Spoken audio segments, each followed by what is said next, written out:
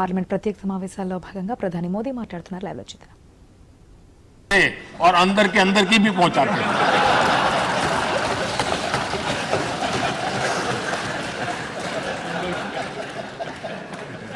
और मैंने देखा कि ऐसे पत्रकारिता जिन्होंने संसद को कवर किया, शायद उनके नाम जाने नहीं जाते होंगे, लेकिन उनके काम को कोई भूल नहीं सकता है। और खबरों को लिए नहीं, भारत की इस विकास यात्रा को संसद भवन से समझने के लिए उन्होंने अपनी शक्ति खपा दी थी।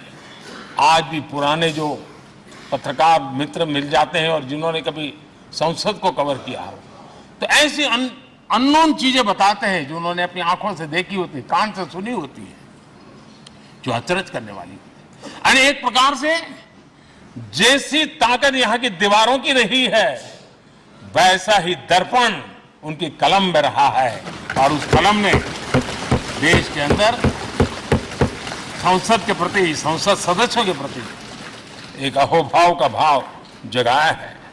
मैं आज कई पत्रकार बंधु होंगे जो रहे नहीं होंगे, लेकिन मेरे लिए जैसा ये सदन छोड़ना भावुकपन है, मैं पक्का मानता हूं इन पत्रकार बंधुओं के लिए भी ये सदन छोड़ना उतना ही भावुकपन होगा, क्योंकि इनका लगाव हमसे भी ज्यादा रहे। कुछ तो पत्रकार ऐसे होंगे जो हम लोगों की ट्रम्प से भी समय उन्होंने काम किया होगा। आज उनके उस महत्वपूर्ण लोकतंत्र की ताकत बनने के लिए योगदान देने के भी याद करने का अवसर है। आदरणीय अध्यक्ष जी, जब हम सदन के अंदर आते हैं, हमारे यहां नाद ब्रह्म की कल्पना है। हमारे शास्त्रों में माना गया है किसी एक स्थान पर अनेक बार एक ही लय में उच्चारण होता है तो वो तपोस्थली बन जाता है, उसके एक पॉजिटिव वाइब होते हैं। नाद की एक ताकत होती है जो स्थान को सिद्धि स्थान में परिवर्तित कर देती है। मैं मानता हूं ये सदन भी उस 7,500 जनप्रतिनिधियों के द्वारा बार बार जो शब्द गूंजे हैं, जो वाणी यहां गूंजी है, उसने इस सदन में हम बैठकर आगे चर्चा करें या ना करें, लेकिन इसकी गूंज इसे तीर्थ क्षेत्र बना देती है।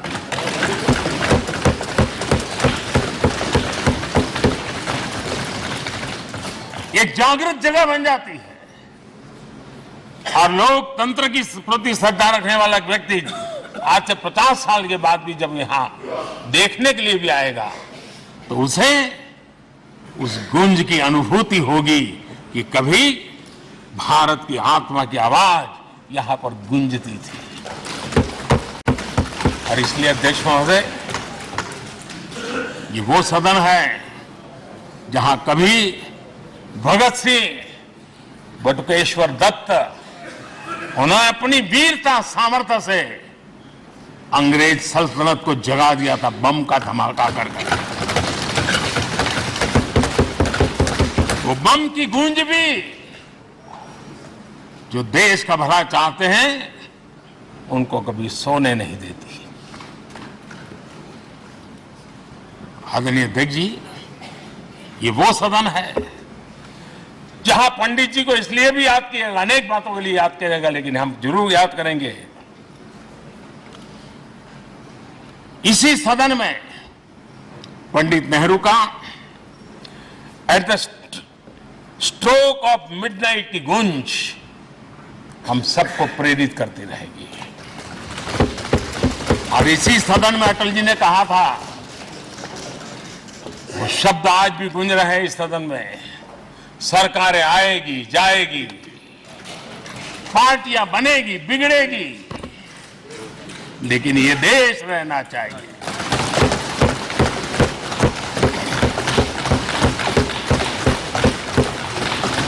आदरणीय अध्यक्ष जी, पंडित नेहरू की जो प्रारंभिक मंत्रिपरिषद थी, बाबा साहब आम्बेडकर जी एक मंत्री के रूप में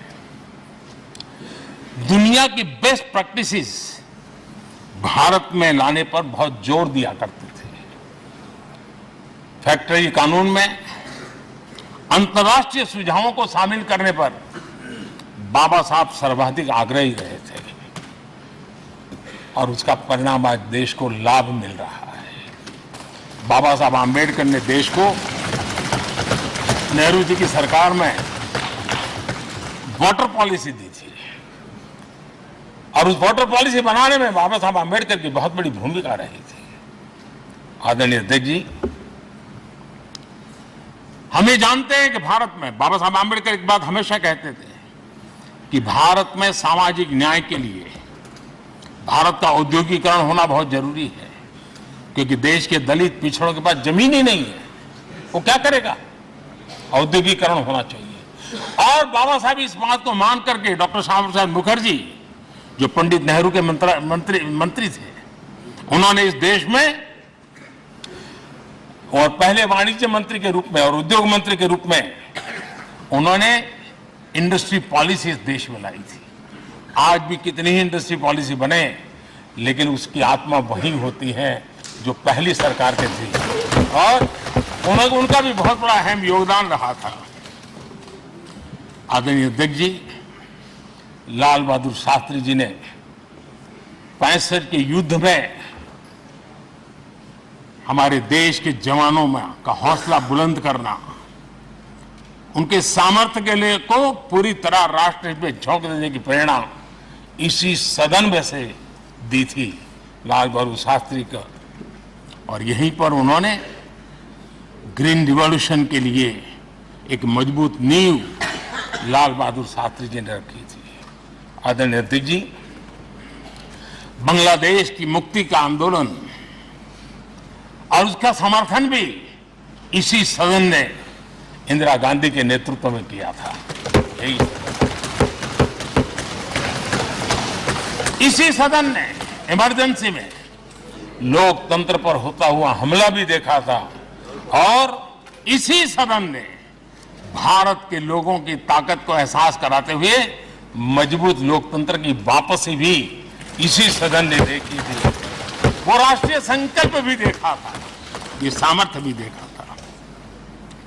आदरणीय अध्यक्ष जी, ये सदन इस बात का हमेशा ऋणी रहेगा, क्योंकि इसी सदन में हमारे पूर्व प्रधानमंत्री चरण सिंह जी ने ग्रामीण मंत्रालय का गठन किया था, rural development ministry.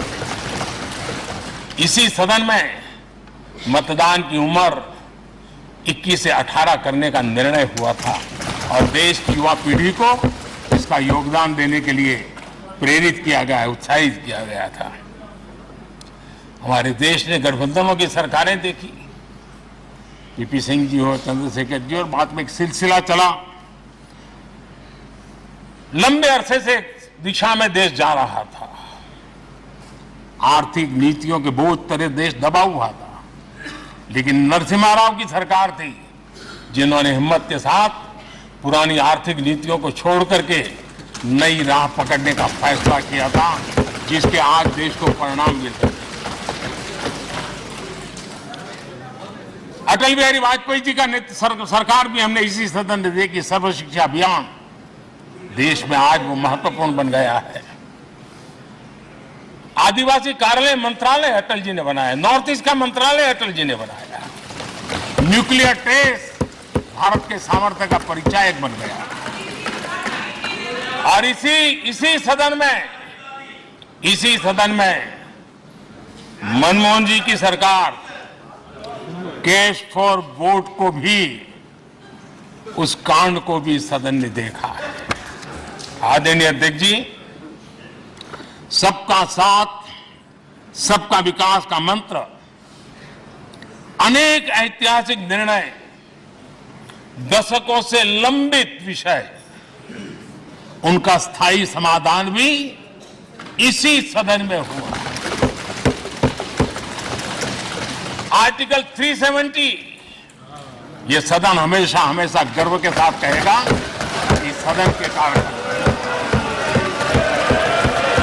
One nation one tax, one nation one tax, GST का निर्णय भी इसी सदन ने किया। One rank one pension, OROP, ये भी इसी सदन ने देखा। गरीबों के लिए 10% आरक्षण कोई विवाद के बिना पहली बार इस देश में करने में सफल लगे। आदरणीय अध्यक्ष जी, भारत के लोकतंत्र में तमाम उतार चढ़ाव हमने देखे हैं और ये सदन लोकतंत्र की ताकत है, लोकतंत्र की ताकत की साक्षी है, जन विश्वास का एक केंद्र बिंदु रहा है। इस सदन की विशेषता देखिए और दुनिया के लोगों को आज भी अचरज होता है। यह सदन है जिसमें कभी 4 सांसद वाली पार्टी सत्ता में होती थी और 100 सदस्य वाली पार्टी विपक्ष में बैठती थी। ये भी सामर्थ्य इस सदन के लोकतंत्र की ताकत का परिचय कराता है और यही सदन है जिसमें एक वोट से अटल जी की सरकार गई थी और लोकतंत्र की गरिमा को बढ़ाया था। ये भी इसी सदन में हुआ। आज अनेक छोटी छोटी रीजनल पार्टियों का प्रतिनिधित्व हमारे देश की विविधता को, हमारे देश के एस्पिरेशंस का एक प्रकार से वो आकर्षक केंद्र बिंदु बना है। आदरणीय अध्यक्ष जी, इस देश में 2 प्रधानमंत्री ऐसे रहे, मोरारजी भाई वीपी सिंह एक प्रकार से कांग्रेस में जीवन खपाया था, लेकिन एंटी कांग्रेस गवर्नमेंट का नेतृत्व कर रहे थे। यह भी इसकी विशेषता थी। और हमारे नरसिम्हा राव जी, वो तो बिस्तरा गोल करके घर जाने की तैयारी कर रहे थे, निवृत्ति की घोषणा कर चुके थे, लेकिन यही लोकतंत्र की ताकत देखिए, सदन की ताकत देखिए, वो प्रधानमंत्री के रूप में 5 साल हमारी सेवा कर रहे।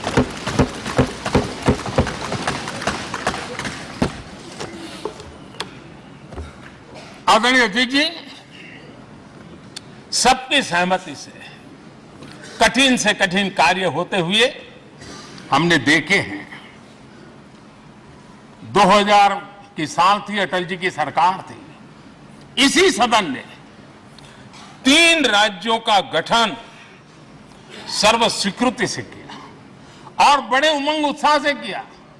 जब छत्तीसगढ़ की रचना हुई तो उत्सव छत्तीसगढ़ ने भी मनाया, उत्सव मध्य प्रदेश ने भी मनाया।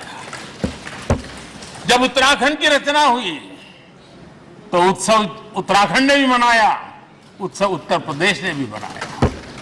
जब झारखंड की रचना हुई तो उत्सव झारखंड ने भी मनाया, उत्सव बिहार ने भी बताया। ये हमारे सदन का सामर्थ्य, सब सहमति का वातावरण बना करके। लेकिन कुछ कड़वी यादें वो भी हैं कि तेलंगाना के हक को दबोचने के लिए भारी प्रयास हुए, खून की नदियां भी बही और बनने के बाद न तेलंगाना उत्सव मना पाया, न आंध्र उत्सव मना पाया। एक कटुता के बीज बो दिए गए। अच्छा होता उसी उमंग और उत्साह के साथ हम तेलंगाना का निर्माण करते तो एक नई ऊंचाई पर आज तेलंगाना पहुंच चुका होता। आदरणीय अध्यक्ष जी, संविधान सभा ने, आदरणीय अध्यक्ष जी, इस सदन की परंपरा रही है।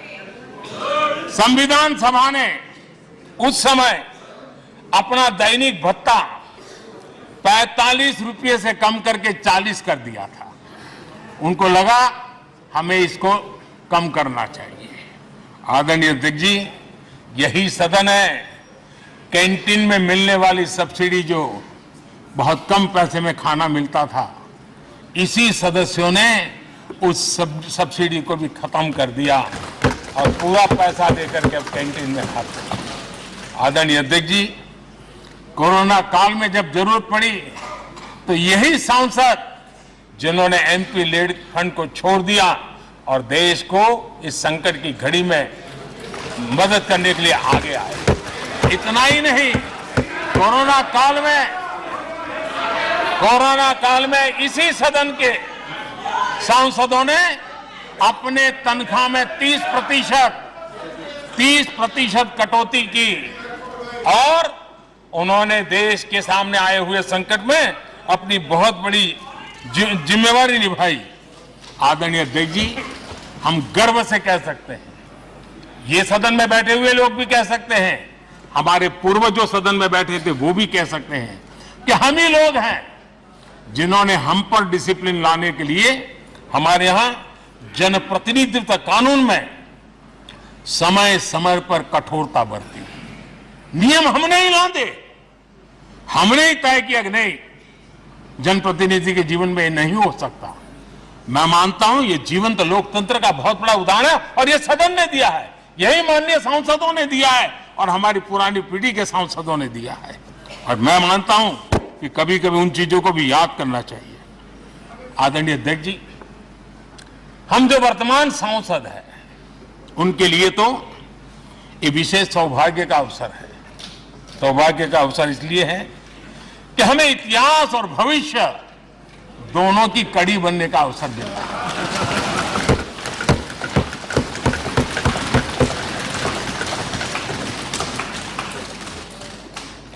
कल और आज से जुड़ने का हमें अवसर मिल रहा है और आने वाली कल निर्माण करने का एक नया विश्वास, नया उमंग, नए उत्साह के साथ हम यहां से विदाई लेने वाले हैं।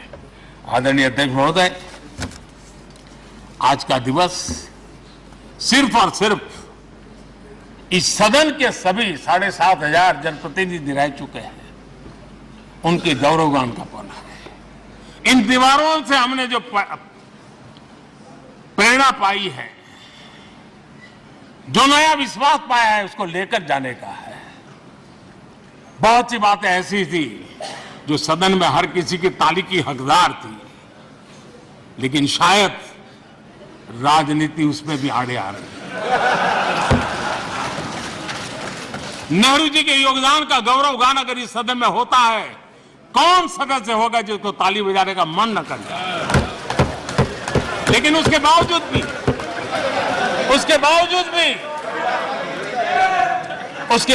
भी देश के लोकतंत्र के लिए बहुत जरूरी है हम सब ने अपने यहां सोच लें। आदरणीय अध्यक्ष जी, मुझे पूरा विश्वास है कि आपके मार्गदर्शन में और इस अनुभवी माननीय सांसदों के सामर्थ्य से बुलेटिన్లో బ్రేక్ తీసుకుందాం. Stay tune.